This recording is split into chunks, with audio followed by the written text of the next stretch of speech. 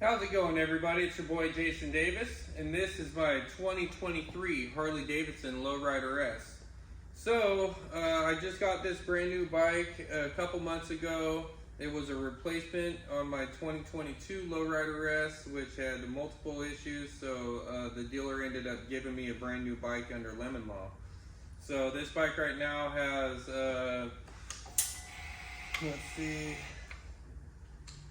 1,500 miles on it, and I was riding it the other day, and it just started revving and seeming like it didn't have power.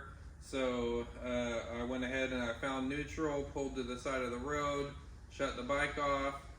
I had also heard like kind of a grinding noise, which was concerning. So after I pulled it over, I was safe, so I decided to try to start it, and this is all I got.